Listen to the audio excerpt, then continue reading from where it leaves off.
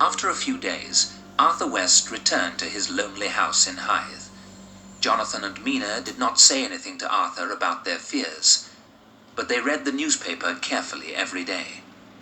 Then one morning, Jonathan saw these words: "The beautiful lady of Hythe." The young mothers of Hythe are very afraid. Something very strange is happening in this little town by the sea. Some young children have disappeared from their homes. When they were found, the children were safe, but they all told the same strange story. They had met a beautiful lady with long black hair. She had smiled at them and kissed them. All the children were found again in the old churchyard on the hill. They were very pale, and they all had small red marks on their throats. Who had taken them there? Was it the beautiful lady? What had made the marks on the children's necks? There have been no answers to these questions. "Is Lucy the beautiful lady?" Mina asked. "Are the little children her first victims?" "I'm afraid they are," Jonathan answered. "I will send a telegram to Van Helsing at once. He is the only man who can help us, and poor Lucy too." Professor Van Helsing left Amsterdam as soon as he received the telegram. He went at once to the Harkers' home in London. Mina welcomed the old man with tears in her eyes. "Thank you for coming so quickly," she said. "We do not have much time," Van Helsing answered. "I will do all I can to help." That night, Jonathan told the professor about Castle Dracula. The professor asked many questions. "You were lucky to get away from Castle Dracula," the professor said at last. "Vampires have terrible powers. Count Dracula is the most powerful of them all." "And I helped him to come to England," Jonathan whispered. "What does he plan to do here? Can we stop him?" "Let me tell you all I know about vampires," Van Helsing answered. "I have studied their history and read many books about them. Some vampires are hundreds of years old. They live on blood, which they take from living people. But vampires stay alive after they have been buried. Their victims die when they have lost all their blood. Then they become vampires too." "That is what happened to poor Lucy," Mina said sadly. "How can we help her? Is there anything we can do?" "We have to do 3 things to stop the vampire," Van Helsing replied. "First, we must open Lucy's coffin. Then we must hammer a sharp piece of wood through her heart. Lastly, her head must be cut off. Then she can rest forever." "Dear Lucy, how terrible," Mina said quietly. "How can we tell poor Arthur?" "We must go to Hythe at once, Mina," the old professor said. "We must help Lucy as quickly as we can. We all loved her. We are the only ones who can help her." "I shall be happy to help," Jonathan said quietly. "After we have helped Lucy, we must fight the Count himself," the professor said. "No one in England is safe until the greatest vampire of all is destroyed." The 3 friends left immediately for Hythe. They told Arthur that Lucy had become a vampire. At first he was very angry, but Jonathan told Arthur what had happened at Castle Dracula. Then Arthur knew that their terrible story was true. Arthur, Jonathan, and Van Helsing went to the churchyard late that night. Lucy West had been buried in the family vault in the churchyard. The professor was carrying a large bag. Arthur opened the vault with his key. The 3 men stood quietly around Lucy's coffin. "Look carefully," the professor said. "The vault has not been opened since Lucy's funeral, has it? Now watch." Then, with a long piece of iron, Van Helsing began to open Lucy's coffin. "There," he said as he lifted the lid. At first, Arthur did not want to look.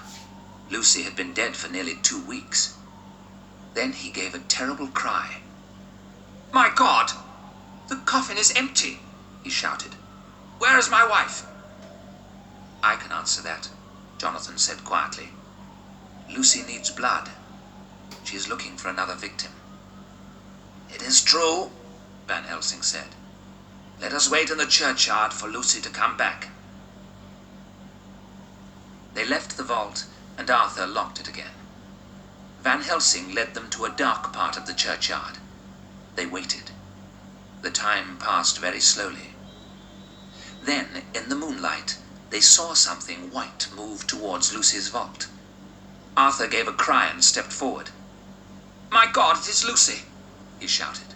The thing turned its head and looked straight at them.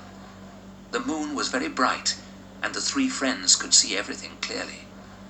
What they saw filled them with fear. Yes, it was Lucy.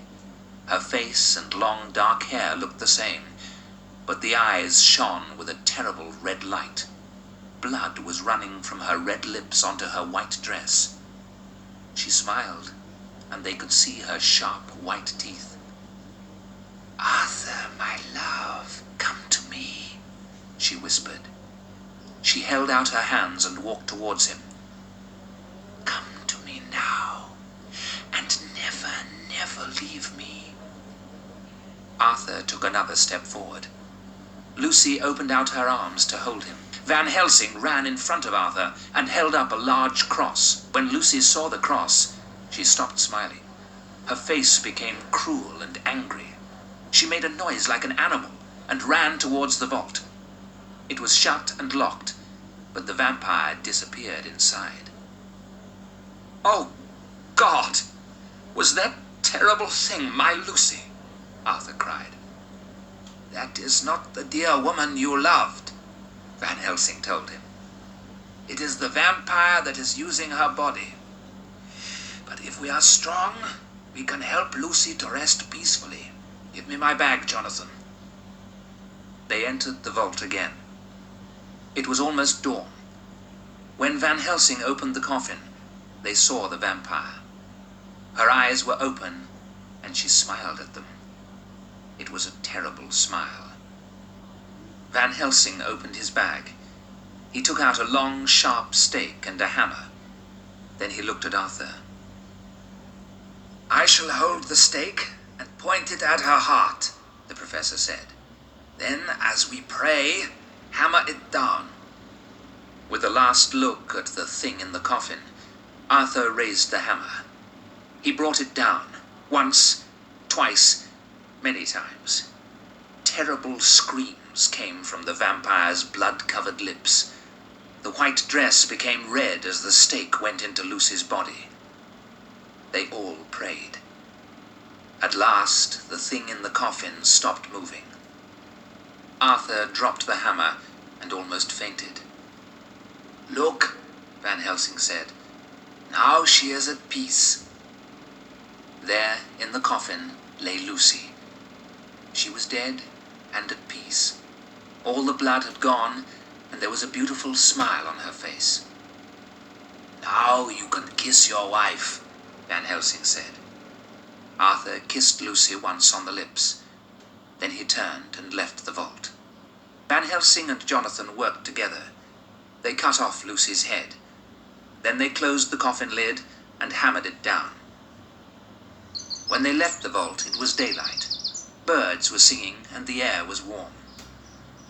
"We have begun our work," Van Helsing said to Jonathan and Arthur, "but we have not finished it. Now we must find Count Dracula. We must destroy him forever." The picture